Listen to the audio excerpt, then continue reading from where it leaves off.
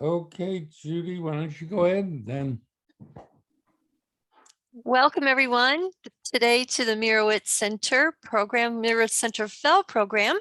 And I would like to just turn this over to Harvey this morning to begin the program. Well, thank you all for joining us. I'm Harvey Gerstein. There are many serious issues facing us today, including Afghanistan, what's happening at our southern border, the mandatory vaccinations, the infrastructure bills, China, climate change, etc. And our plans each week are to introduce one of these different issues facing us each week from the previous week's headlines. This is your chance, really, to express your views. We want your opinions and we want your suggestions. And from time to time, the facilitator might break in and ask additional questions to stimulate your thoughts. We want you to limit your remarks to no more than 3 minutes. And we ask that you always be respectful in your comments. And with that brief introduction, I'd like to now turn it over to Sheldon Enger. Shel? Good morning. Welcome, everyone. Hi, Shel. How are you doing, Bob?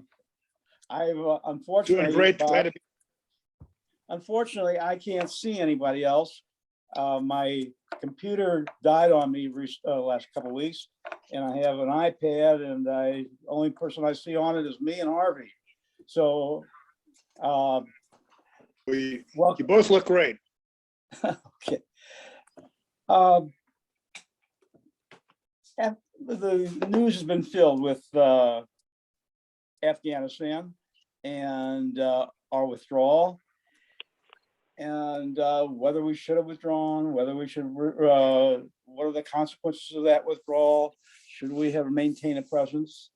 And there's a wonderful book that was written a couple of weeks ago, published a couple of weeks ago, that I strongly recommend you reading in terms of getting factual information based upon documents filed in with the Pentagon, and the book is called The Pentagon Papers. So we need to kind of examine how we got there and why we stayed in what became the longest war in US history, 20 years. Our involvement in Pakistan, in Afghanistan, which is a neighbor of Pakistan, our involvement really started when bin Laden, following the attack on the World Trade Center, went to Afghanistan through Pakistan to find security, and was hosted by the Taliban.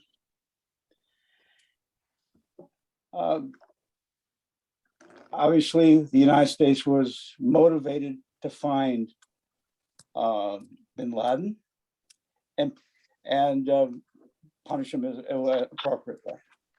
But he found sanctuary in the mountains, the Hindu Kush mountains in Afghanistan, and we needed to proceed against him. The only way we could get into Afghanistan, it being a landlocked country, was through Pakistan. Afghanistan is bordered on the north by Russia, on the east by China, on the west by Iran, and on the south by Pakistan. So to get our troops into Afghanistan, we had to fly over Pakistan. And Pakistan wasn't necessarily our friend.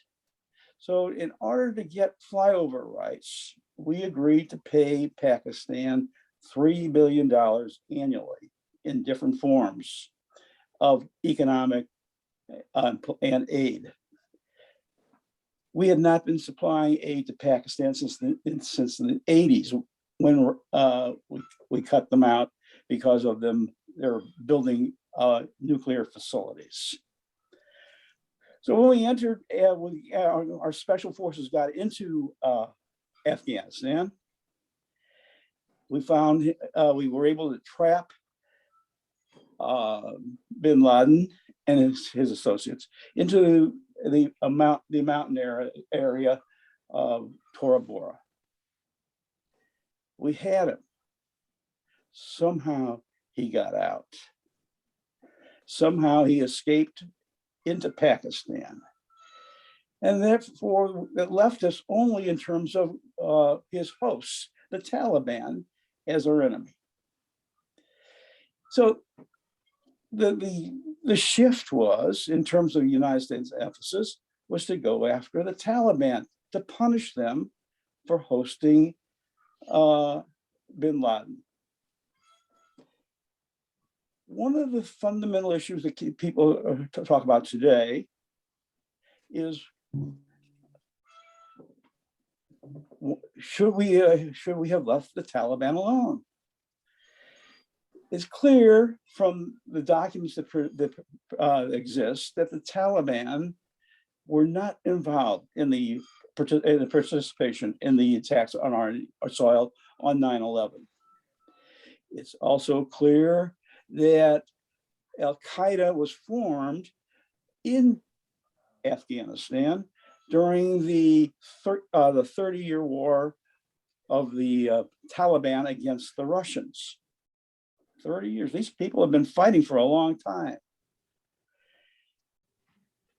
The leaders who became Al-Qaeda were part of the foreign fighters who fought along with the Taliban to resist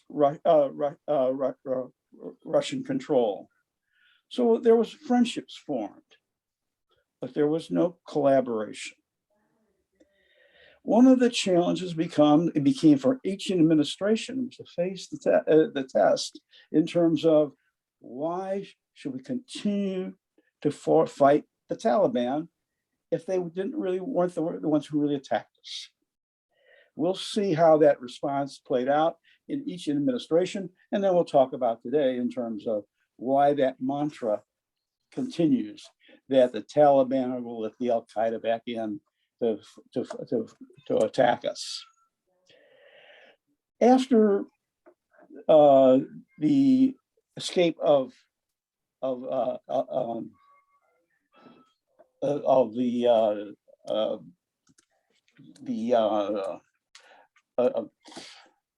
Bin Laden.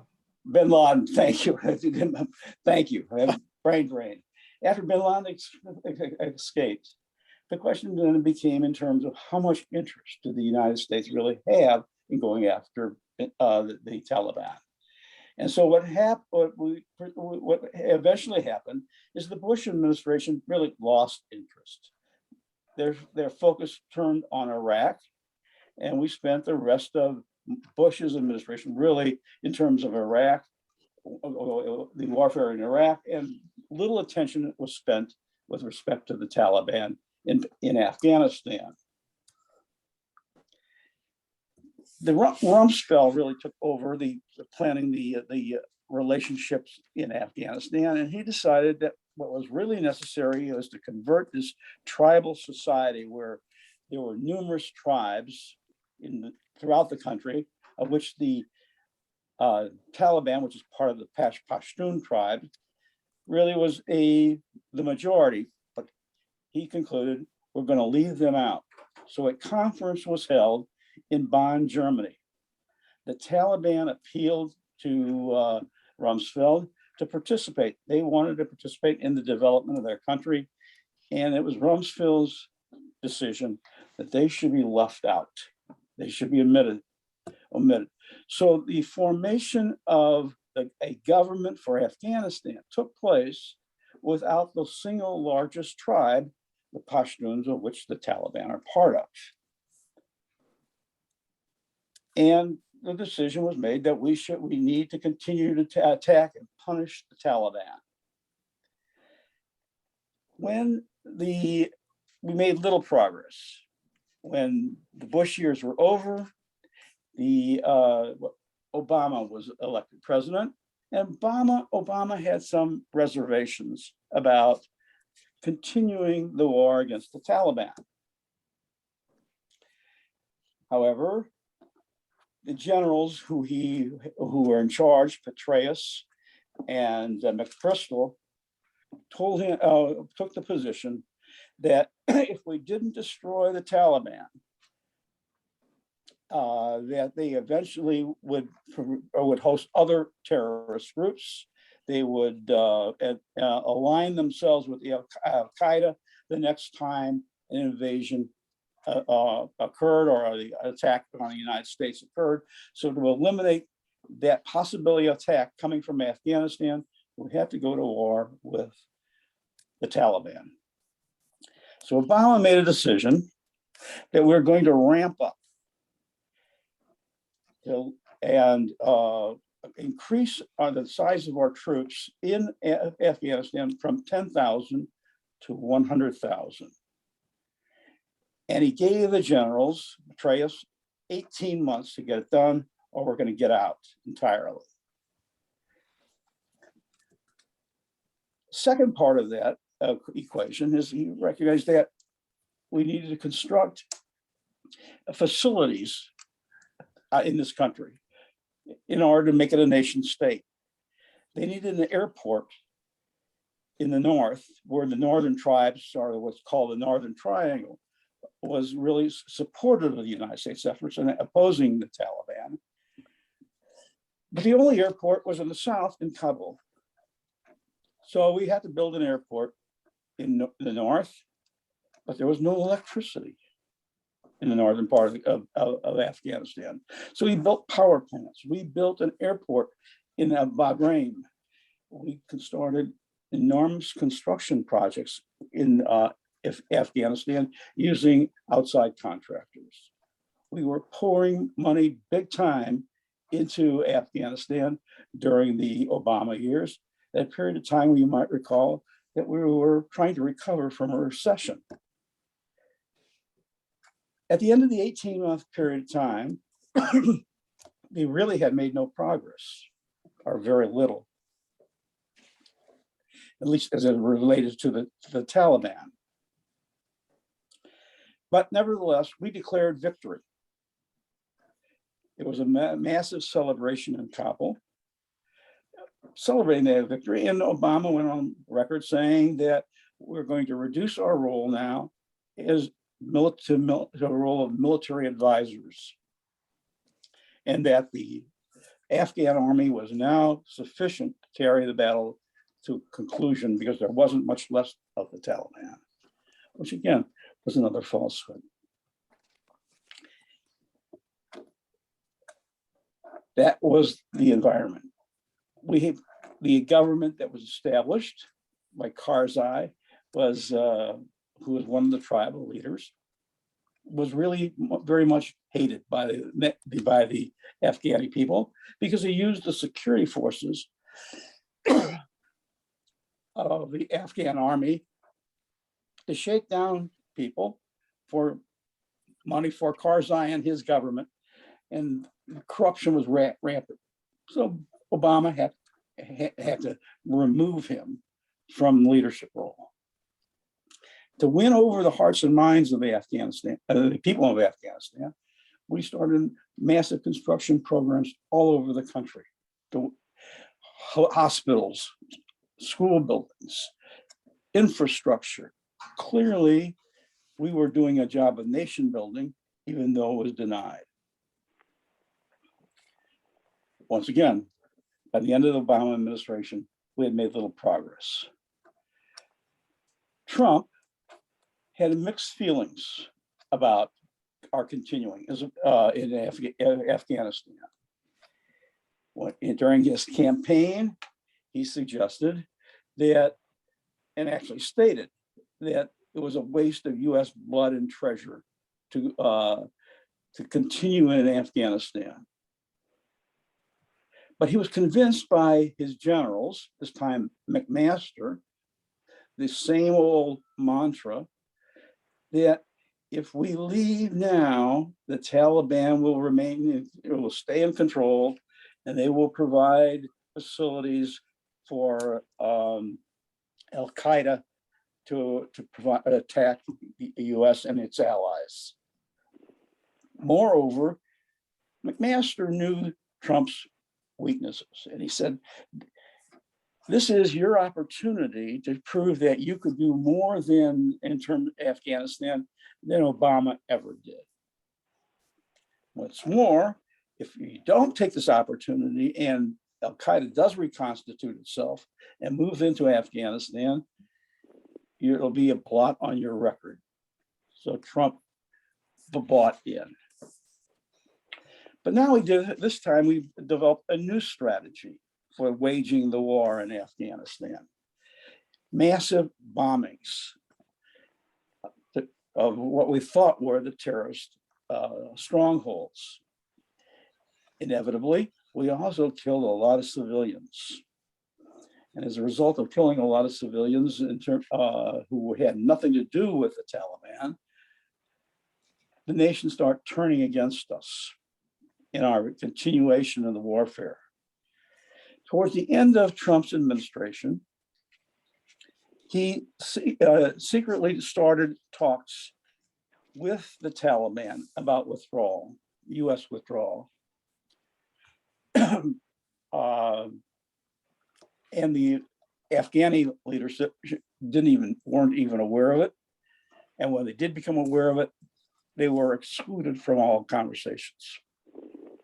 The talks were hung up on one key issue about our withdrawal, and that is the Trump administration's view based upon the military assessment that we needed to keep 2,500 troops of our troops in Afghanistan to provide information, no longer to fight for fighting purposes, to provide information to prevent any other terrorist groups from forming in Afghanistan or from the Al-Qaeda group to returning.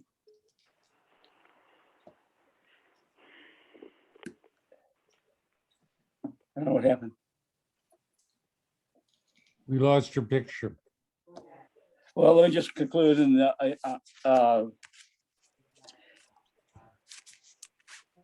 When Trump lost the election, the one sticking point that he couldn't overcome, he conceded. He said he agreed to the total withdrawal by May of 2021, recognizing this would then become Biden's problem.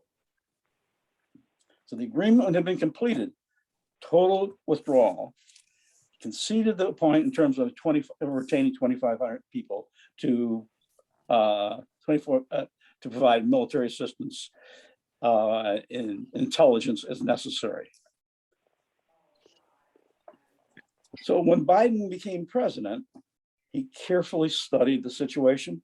He had opposed our involvement in Afghanistan as vice president in the Obama administration, and he was concluded that we were wasting our time. We were fighting the wrong enemy. That it was a war that shouldn't have been fought.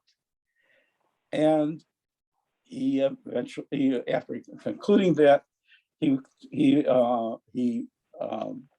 initiated a total withdrawal of the U.S. presence of Afghanistan, ending U.S.'s involvement in the longest war we've ever been involved with.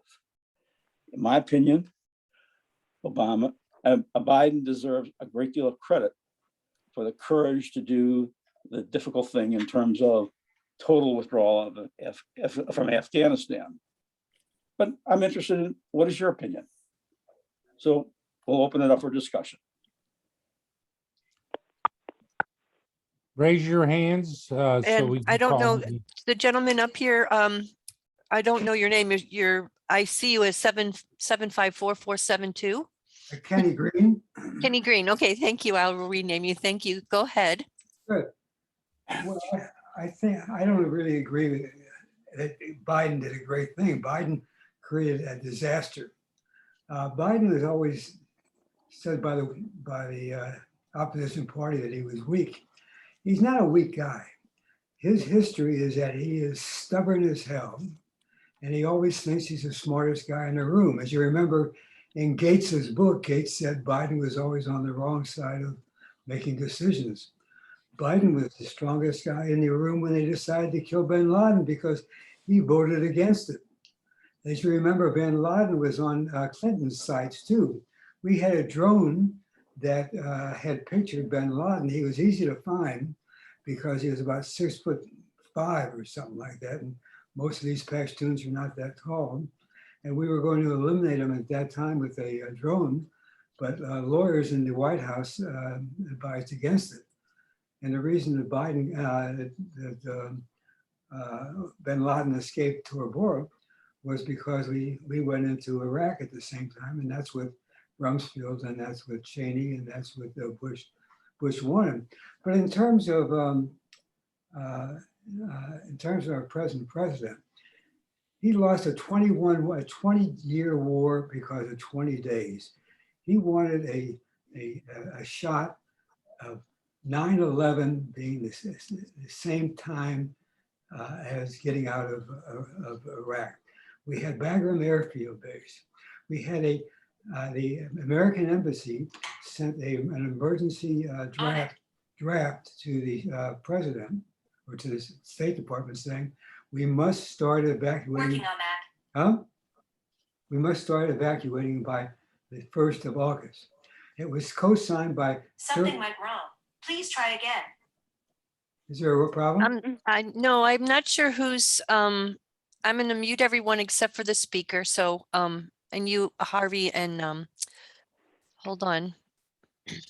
Anyway, Wrap it up so we can move on. okay. There were 33 people that signed on to that. We had to get out of there by the 1st. And Secretary of State got that, went to Biden, and Biden said no. If he had said yes and allowed Bagram to stay open, we could have supported the Afghan army needed air power. We could have supported the air power.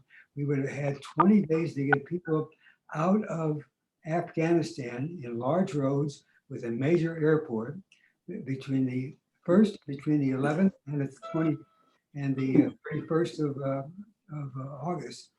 And it wouldn't have been a disaster. Now it's a total disaster because of Biden's need to line up 9/11 with moving out of Afghanistan at the same time. So it's a disaster. It's going to haunt us forever because of lack of intelligence. That's it. Okay. You can't see me, but when I'm on my turn, I'd like to speak, Marilyn. Hi, Marilyn. Go ahead, Hi. Marilyn. Hi, everybody. Okay. Did he carefully study the situation? No, he did not, because the way he withdrew in a totally terrible way. I agree, it's a long war. It's time to get out. Yes, but there was very little planning. Milley and Lloyd Austin went to him. They both said, now you need to believe them because both of them agreed to keep 2,500 troops in Afghanistan.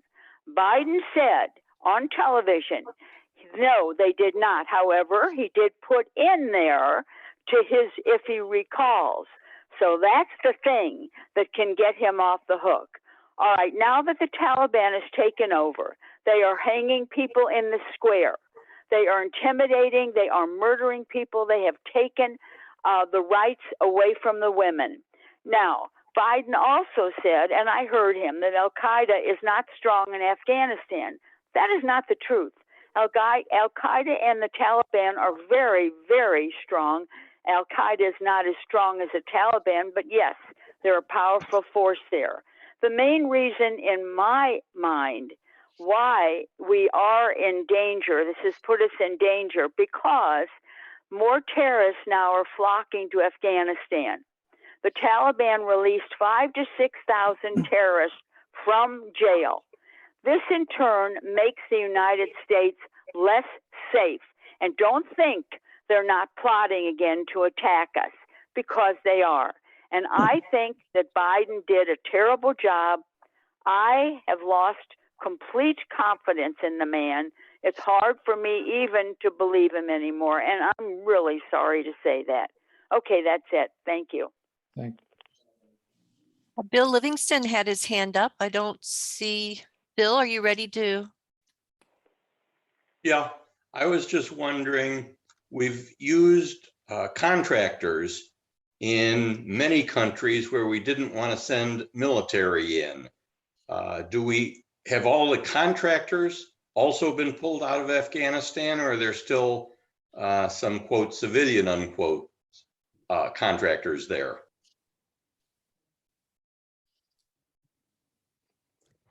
Go ahead, Shel. There are some contractors there, but they stayed on their own volition to complete their contracts. I wanted to, is there any other hands right now? Steve Rudinsky has his hand up. Yeah, Steve? hi everybody.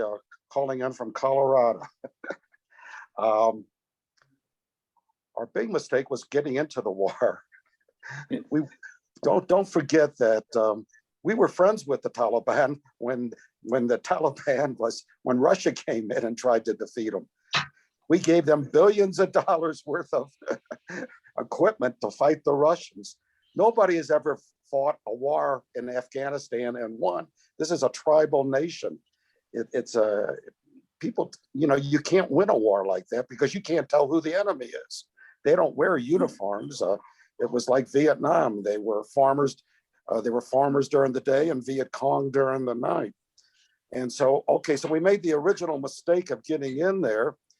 And we didn't go in there to fight the Taliban. We went in there to fight Al-Qaeda.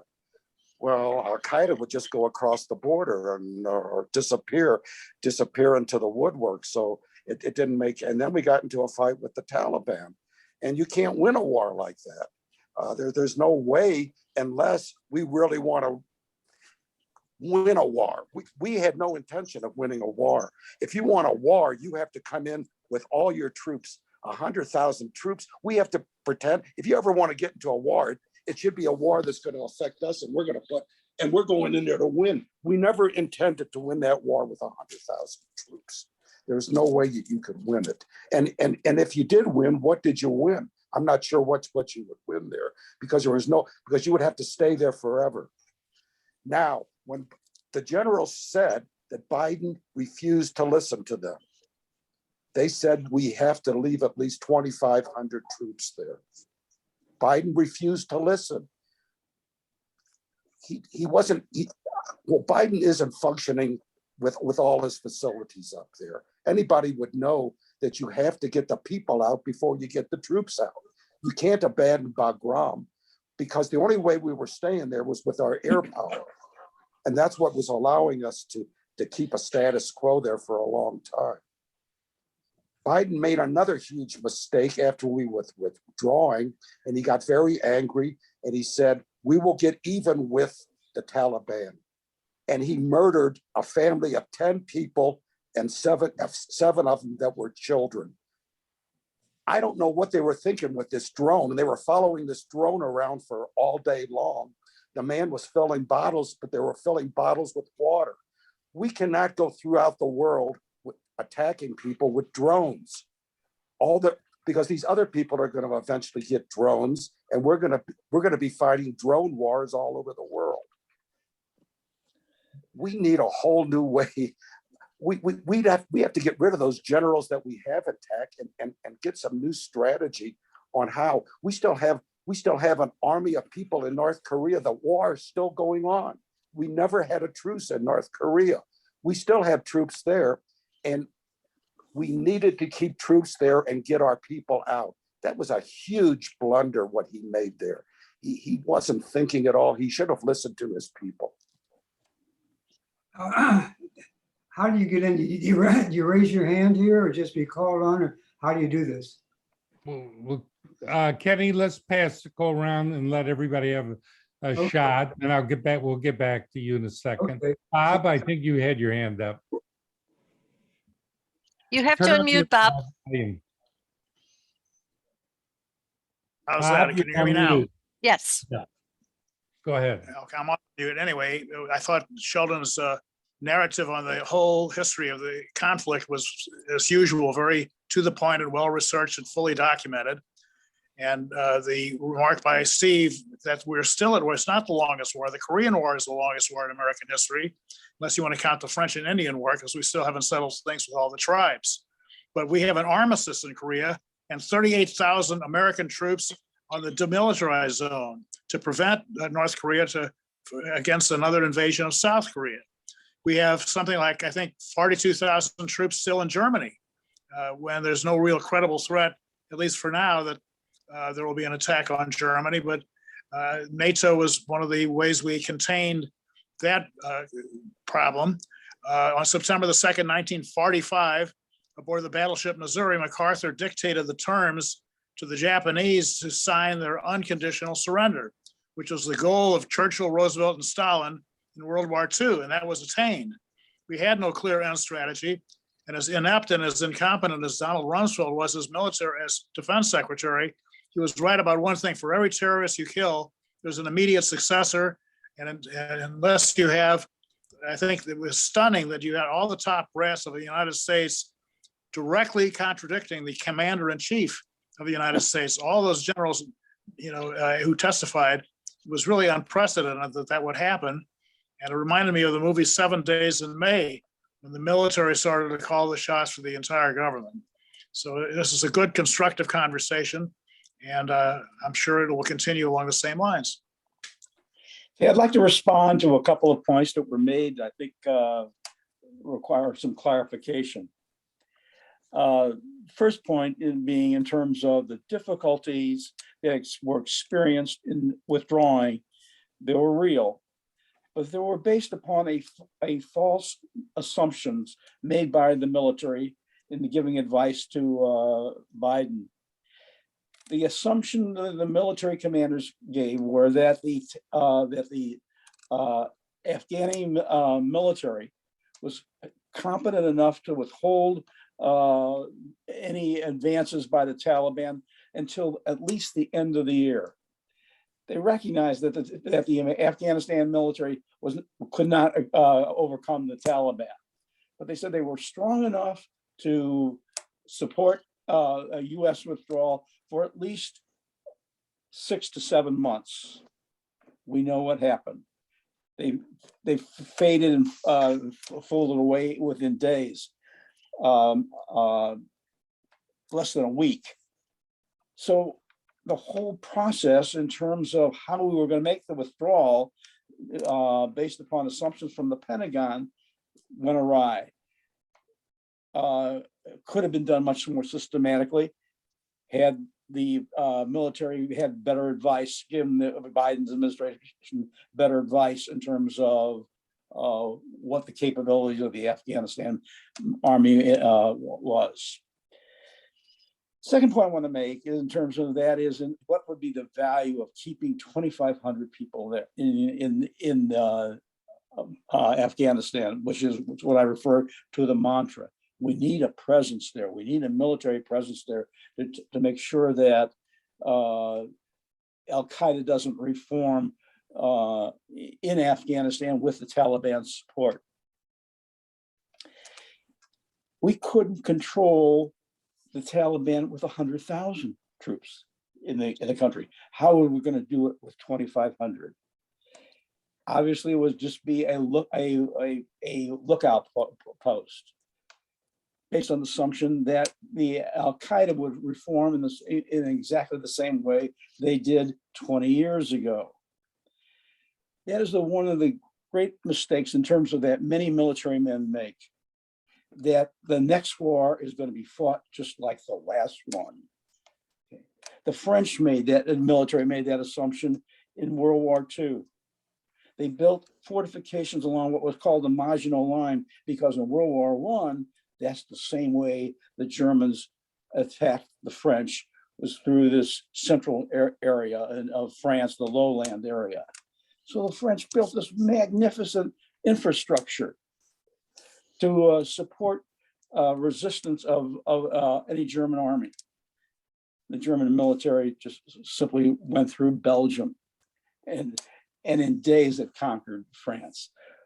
One of the assumptions is that history repeats itself and that wars will be fought on the same basis. Al-Qaeda may be reformed and probably will, but it's not likely it's going to be in Afghanistan. There are numerous places where Al-Qaeda would be welcome throughout the Middle East and throughout Africa.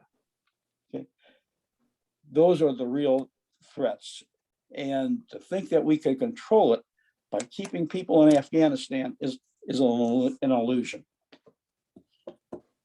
Kenny, before I call on you, I'd like to, I wrote out a little thought on it too, but I saw an article in the Wall Street Journal yesterday that sums up my opinion.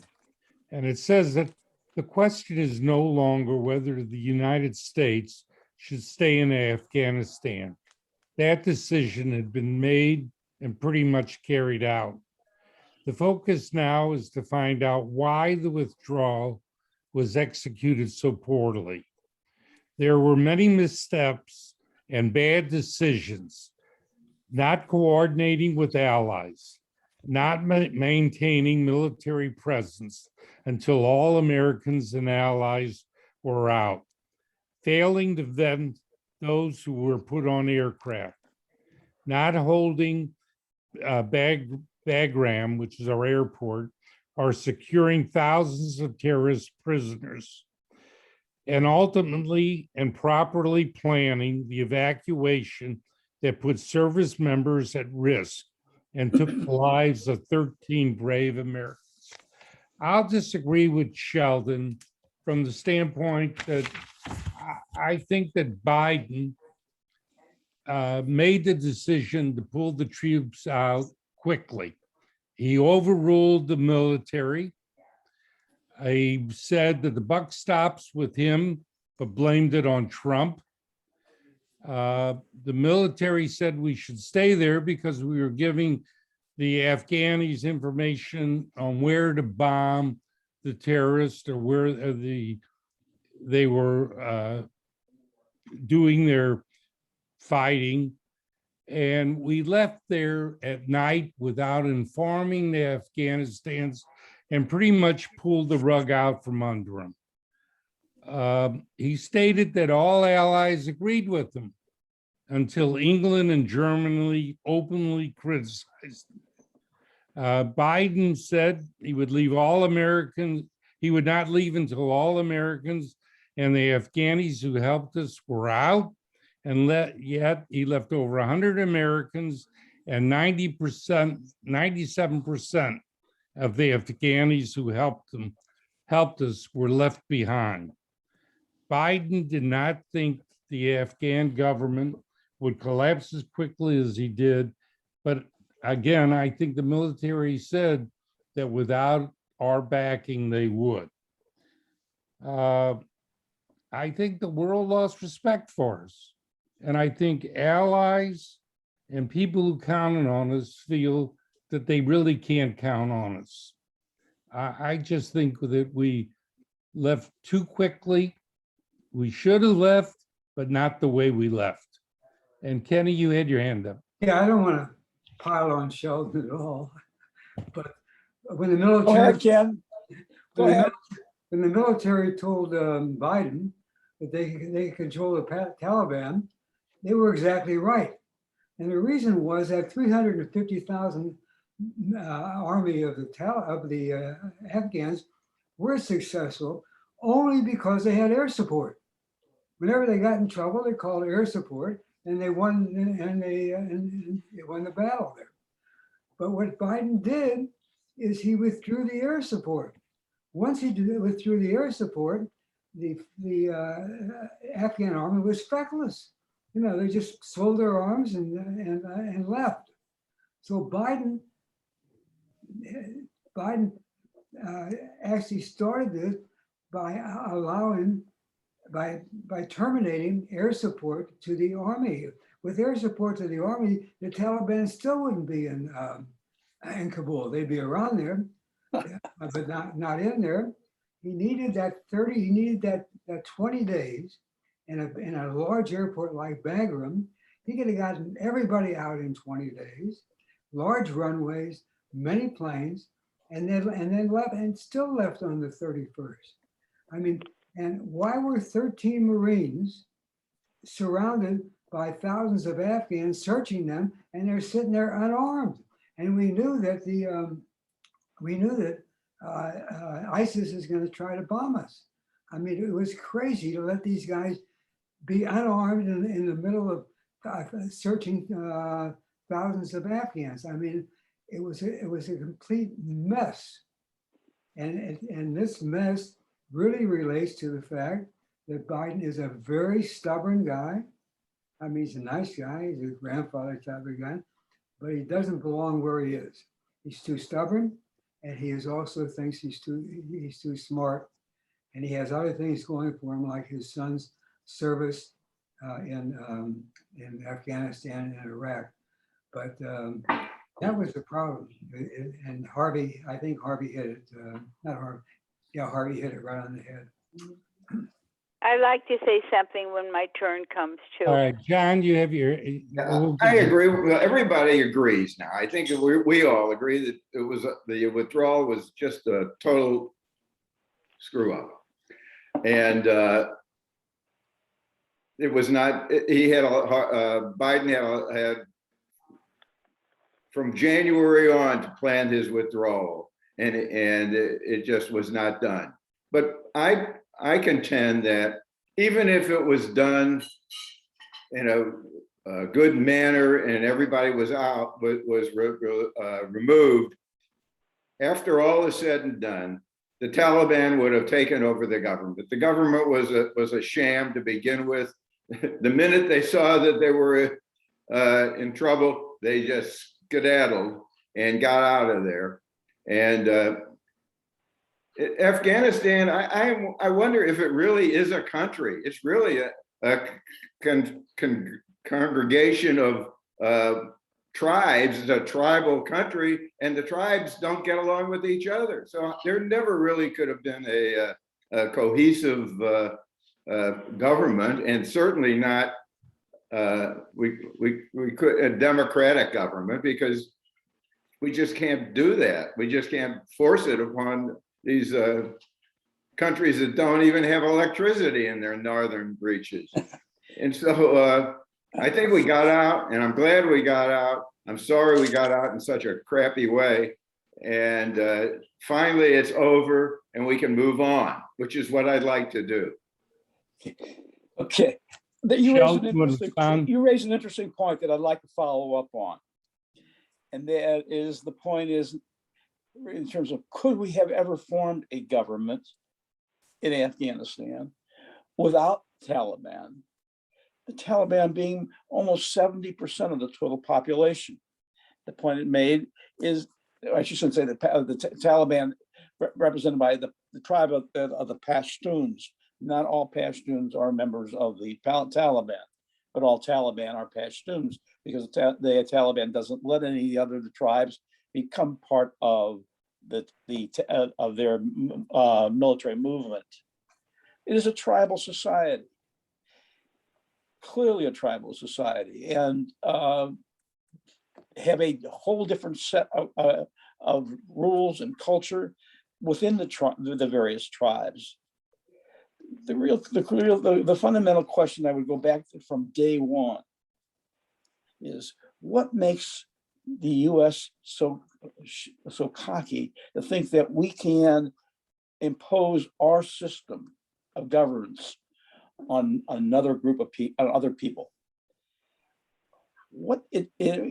How much is it? What's it going to take to learn that not everyone shares our values, and when we can't create a country in terms of our image just because we'd like to?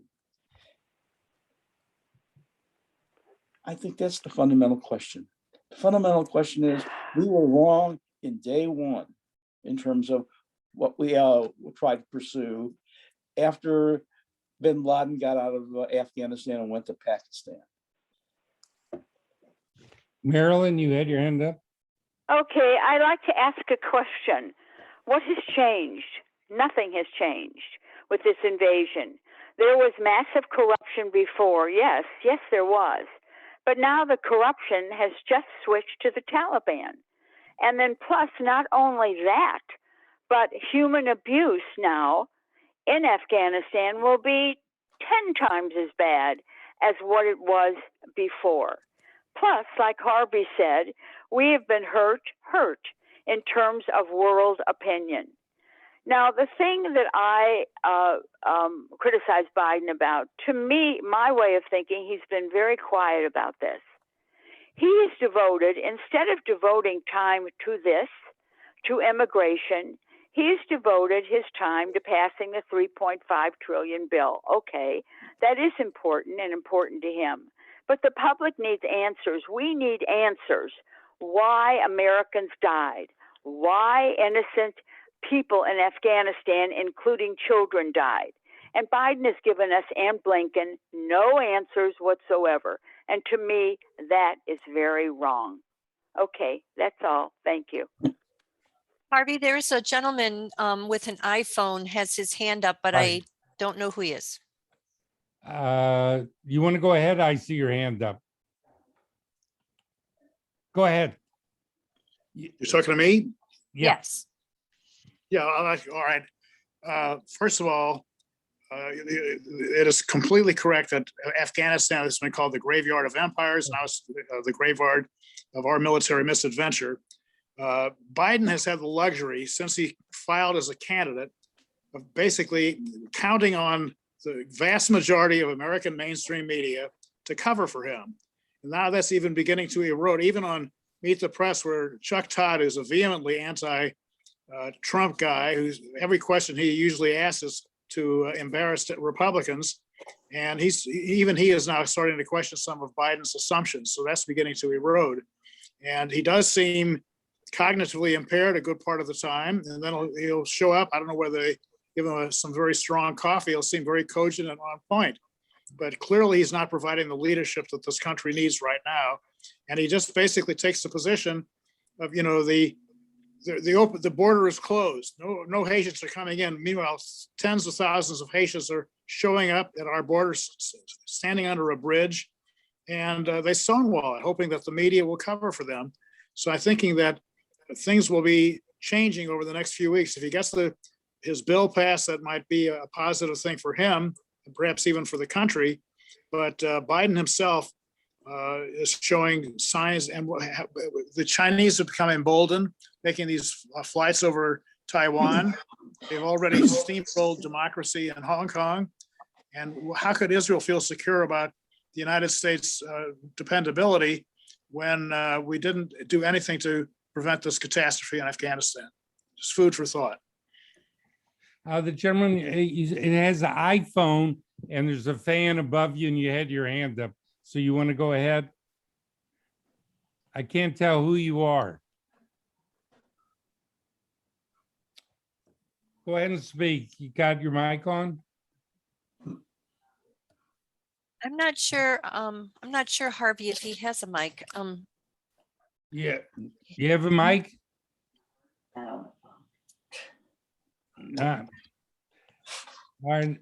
I know you have your hand up, but I can't, we can't hear you. No. All right, is there anybody else?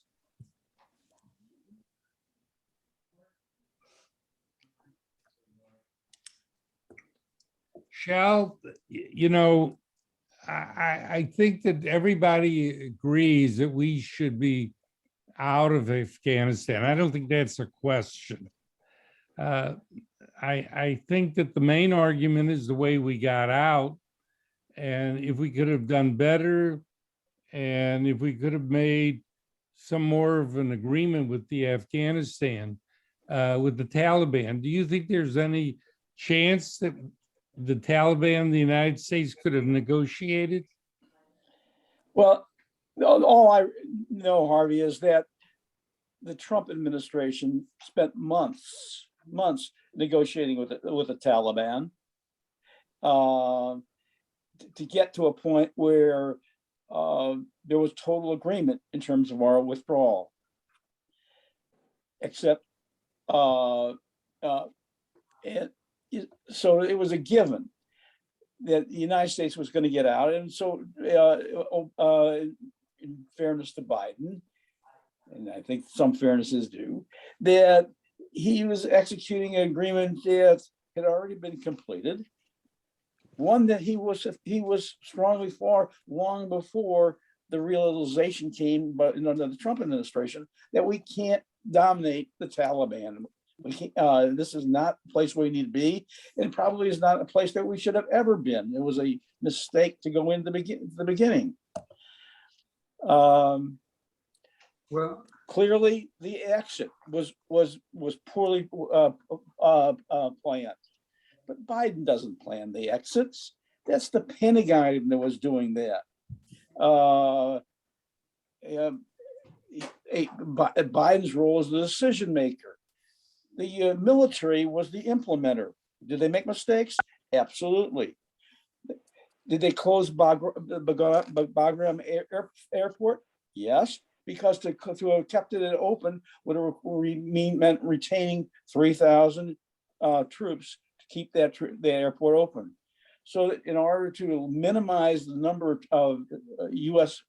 military that was going to stay in the country, we only operated out of one airfield, and that was in Kabul.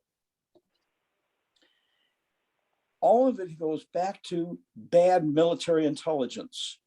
When the military intelligence said that the Afghanistan army could withhold the Taliban until the end of the year, and they couldn't withhold it for 1 week, it absolutely impacted the plans and the ability to execute withdrawal from Afghanistan.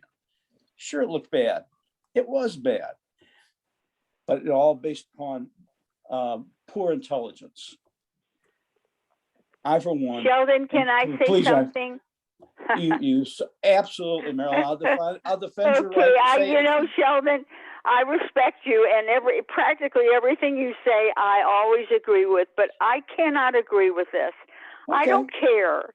The military, how many military advise Biden? The bottom line is he's the president. The buck stops with him. It's his decision. He made the wrong decision. And I just don't blame it on Milley. Can't blame it on Austin, so forth and so on. I blame it squarely on him. And the other thing is, which this I don't disagree, but you cannot believe the Taliban. There have been so many different agreements with the Taliban that they have broken, any more than you can believe North Korea, Russia, or Iran.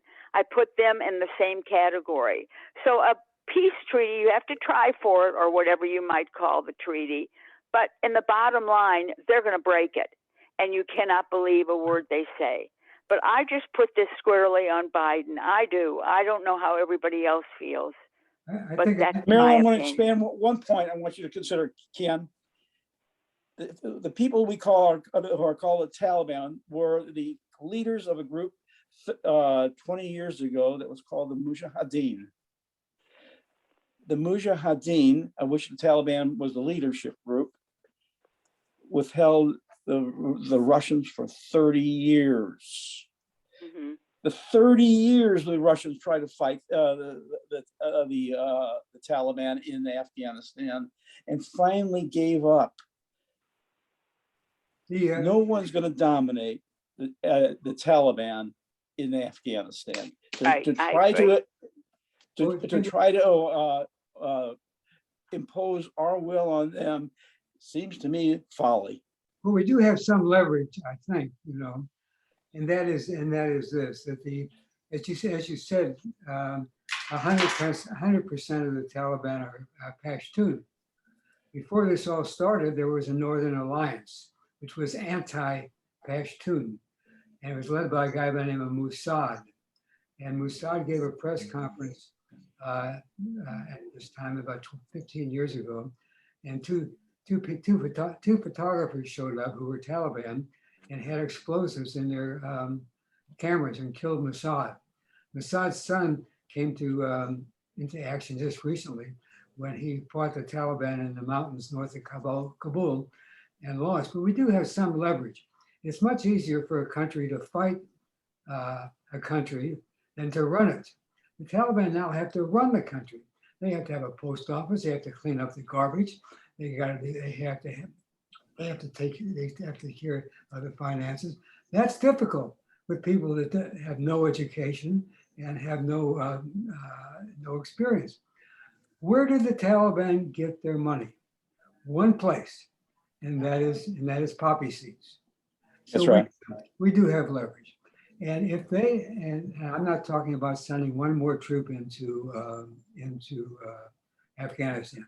If the Taliban go back to massacring women and do this, the leverage we have is that we notify a certain area in Afghanistan that stay out of here for 2 days because we're going to bomb this area, and you're going to, and you can destroy the poppy fields.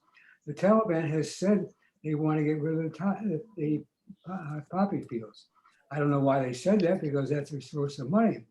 But if they become as destructive as they were before, we can easily remove their poppies without killing anybody at all, and putting them on a situation where they have no finances. So we do have leverage there, and whether we'll use it or not, I don't know. The only thing against that argument is that China will come in and eventually support them and go for the raw materials. So the poppies, which are important now, may not be that important in the future if the Chinese can. Kenny, limit your remark because there's other people. I'm done. Oh, okay. Again, the gentleman with the on the iPhone, I want to call on you. We can't hear you. You got your hand up, and I'm calling on you, but we can't hear you. Is your mic on? We can't. Go ahead. Harvey, I don't think his mic is on. Harvey, tell him where the mic is. I think that's a problem. Yeah, I don't think your mic is on. Tell him where the mic is. It's down at the bottom on the left. And there's a line He's on through. an iPhone. Oh, he's on an iPhone? Yeah. He's on an iPhone. Oh. We can't hear you. He has to I unmute himself. see you, but I can't hear you. Let me, a point I wanted to talk about in terms of what Kenny raised, and that is our alliance with the tribes of the Northern Triangle. The two dominant tribes in the Northern Triangle are the Uzbeks and the Tajik. and the Tajiks and the Uzbeks. The Tajiks and the Uzbeks are part of tribes that extend all the way into Russia. And they were aligned with Russia in their war against the Taliban or against the Mujahideen. So what did we have? We had the basic nucleus of the people who we were working with were really first looking for independence, and then they were attached to the Soviet Union, or what became at the time, and now Russia. Do we have good dependable allies in Pakistan? I submit no. And do we have dependable allies in Afghanistan? I would say no. Okay, Steve Rudinsky. I heard General Miller that was there specifically come out and said we need to keep troops here in order to get the people. What's that? It was the gentleman with that was trying to speak. He found his mic and turned it on while you were talking. Just hold on just a second, sir. Okay, so General Miller, he had advised Biden that we cannot, we need to maintain troops there, and Biden refused to listen to them. Once Bagram went down and they abandoned it, and Bagram is one of the most technically advanced airfields in the world. We Right. put billions of dollars in there, all kinds of sophisticated equipment. We left planes, we left our drones there, and China and Russia, I'm sure, now have a lot of our equipment. What I suspect now is going to be happening is that China will come in and support whoever they need to support, because China wants what's really valuable in Afghanistan is the minerals, the rare earths. They have the largest concentration of lithium in the world. And we need that. Everybody needs that to keep all of our airplanes, internets, or iPhones going. So that is a huge loss there, and it's a big win for China and Russia, because they're going to come in and take over and support whoever they need to support. If they'll support the Taliban. I know that I heard the IDF talk about a year ago. Steve, wrap it up. And actually, Al Qaeda is in Gaza. They told us, with 20 other terrorist groups. So Al Qaeda is everywhere. The gentleman, go ahead now with the iPhone.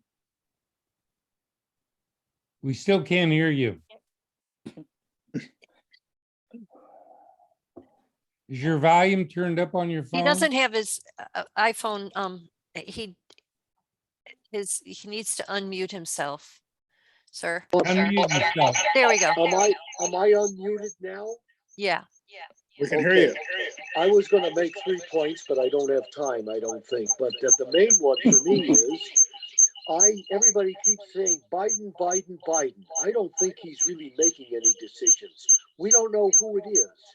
We don't know who the people in the basement are. I think the decisions are being made primarily by politicians. It's not a question. Biden is, when he says he listened to the military or he didn't, his answers are being programmed by someone. We don't know who. I don't keep on blaming Biden for everything, because I don't think he's capable of assuming the blame and doing anything about it. So in order to get to the bottom of this, we're going to have to, one of these days, find out who's calling the shots down there. We don't know. I think that's all Jerry, I have time for. You have two. Sheldon, you want to wrap it up? But before you do, let me make an announcement. Next week, we're going to, though I'm jumping the gun, but I'd like you to study and be prepared for it. I thought we would talk about what's happening on our southern border. So with that, Sheldon, go ahead. Okay, I think we've had a good discussion. A lot of points of view have been expressed. There certainly is no unanimity. There's an old saying that goes something like, where everybody agrees, or everyone thinks, where everyone thinks alike, no one thinks very much. So I think we've clearly established there was a lot of thinking going on in the part of the group. And thank you for expressing your candid views. Thank you guys for doing this. Thank you very much. Yes, thank you. Thank you. Good presentation. Good discussion. Excellent. Thank you, Harvey. Good, Thank you, Sheldon. Thank you, See you next- everyone, for being here today. See you next And- week. All right, sounds good, Harvey. Or do we have anything else, or? No, I think that pretty much takes care of it. I hope you'll bone up on the southern border and give us your opinion next week. And we thank you for joining us. Okay. See you next week. All right. Thank you. Bye, everyone. Thank Bye. you. Bye. Bye. Bye. Goodbye, Marilyn. Bye. Goodbye. Thank you very much. Marilyn, thanks for your participation. Oh, yeah, you guys go to a lot of trouble, and it's just so appreciated, and I look so forward to it. Thank you. Bye. Bye now. Bye.